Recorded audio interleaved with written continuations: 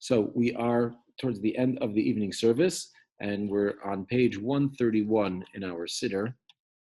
You'll notice after the Amida, which we've talked about in the morning service, so we're not going to address it again now. We touched yesterday on Atachein Antanu, on the Havdalah section, what's unique to the evening service. But now after the evening service, so generally on a weekday, you'll have a full Kaddish, which typically follows the Amida.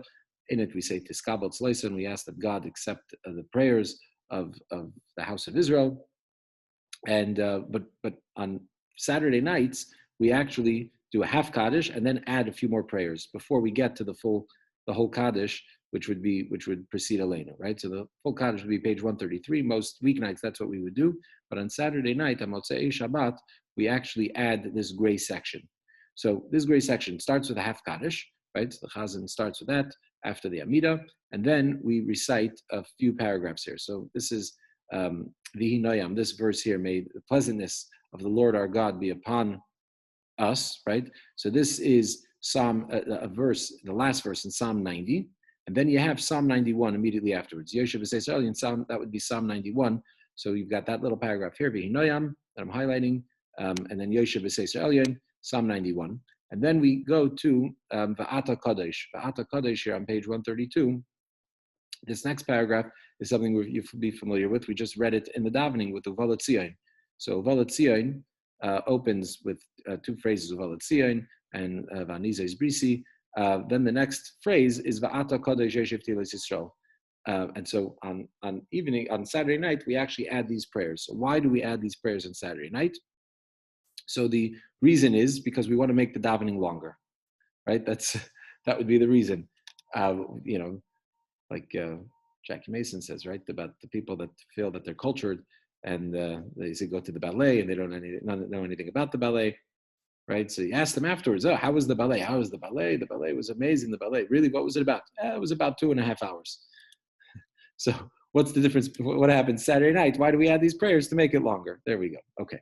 But why do we want to make the prayers longer on Saturday night? Because, well, we want to prolong sort of the Shabbos experience, but there's also, because we're told, the sages say that that purgatory, Gehenim, is closed on Shabbos. And so people have a break on Shabbos. They're not in purgatory. And so we want to delay its reopening. So the longer we can stretch the Shabbos service and the after Shabbos service, still Havdalah, and so the longer we can stretch that, the later it opens, the better it is for everybody. So that's one reason. Another thing is, actually, we say here, this Vihi Noyam, this first verse, right, the last verse of Psalm 90, and then even Psalm 91 are prayers for success. So the first verse, Vihi Noyam, is a verse that Moses said when the Jewish people, when they erected the tabernacle, the Mishkan in the desert, and we're told that Moses puts up the tabernacle, and then the divine presence is everything's up, everything's ready to go, and all that was missing was the divine presence, was for God to come in and inhabit the house that was built for him, right? If you build him a Mishkan and he doesn't show up and he doesn't move into it, then what? Then you haven't done anything, right? So Moses says, he says this verse that may the pleasantness of the Lord rest upon your hands, right? So let it be in the work of your hands. So this is a prayer where we ask God that we should be successful, that God should bless the things that we do, right? Yoshev B'Seiser, Psalm 90, which coincidentally Moses, by the way, said this verse on a Sunday. This is, we say it's Saturday night, is the beginning of Sunday. The tabernacle was built on a Sunday. And then Yoshev B'Seiser Elyon is a prayer, it says, for that fends off calamities. So we recite this prayer also, but why the beginning of the week? Because now we're coming from Shabbos, and now we're about to enter into a new week, a new work week. And so therefore we ask God, Vihi Noyam Hashem, that we pray that He bless our work, and also that we fend off all calamities, all hardship, all challenges. That would be Psalm 91. And like this, our week will be blessed, and we will be successful in the coming week. Once we pray that God bless us, so then it's appropriate that we in turn bless God. And so the next paragraph is Va'ata Kodesh Yeshiv Tilas Yisrael, where we in turn bless God. Having asked for blessing for ourselves, we bless God. And that's this section which we've talked about also in the morning service, and how this praises of God and so on. Okay, so that's these two paragraphs. Why is it that we start Va'ata Kodesh, and why don't we start from Uvalat Tzion? right? Shabbos afternoon mincha, we say Ashrei and Uval Tzia. We start. Why do we omit those first two opening phrases of what's called Uval Tzia, and we start with Vata Kadosh? So the reason is because it's at nighttime. We're saying this at night, right? Saturday night, and the redemption, the coming of Mashiach, is a day activity, meaning that Mashiach. Talmud says that Mashiach is going to come during the day. It doesn't come at night. Furthermore, we know that when the Jewish people were taken out of Egypt, they went out at midday, right at the middle of the day. That's when they went out at the height of the day. And so obviously Mashiach can come whenever he wants. He can come by day, he can come by night. And there's a famous saying of the Tzemach Tzedek, who once said that Mashiach should come right now. And I think it was on a Friday, and it says Friday is one of those days that he doesn't come.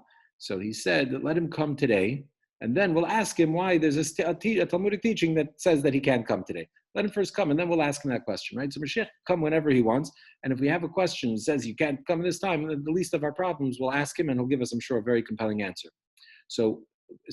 But the point is that it's not the idea. I guess the concept is that Mashiach, the revelation of Mashiach and the redemption, is a daytime concept, meaning it's something that happens in the middle of the day. It's something that happens in front of the whole world, proudly and openly. So that's not. So we skip those first two opening verses of Volatzia and Goy, which talk about the redemption. So those are omitted, and we start Va'ata Kadosh. One final thought here is that this section, this whole gray section, these few paragraphs, we don't say it on a Saturday night if there's a biblical holiday coming up in that week. Biblical meaning one of the pilgrimage holidays, the Rosh Hashanah and Kippur. If one of those holidays is coming up in the coming week, right? So then we don't say this on Saturday night. Obviously, in the coming week, we mean it doesn't start Shabbos. It starts any time between, obviously, if it starts Sunday, then it would be Saturday night, it would already be holiday. We wouldn't be in this section altogether. We'd be praying the holiday service. So anywhere between Monday and Friday, when we wouldn't, or Thursday and Thursday night, Friday, then we would omit this. And the reason is because, as we mentioned, the reasons we add it is to prolong the closing of Gehenna. It shouldn't be opened right away, right? Then also it's to bless our work in the coming week. So if there's a holiday during the week, that interrupts our work week, so we don't have a full week of work.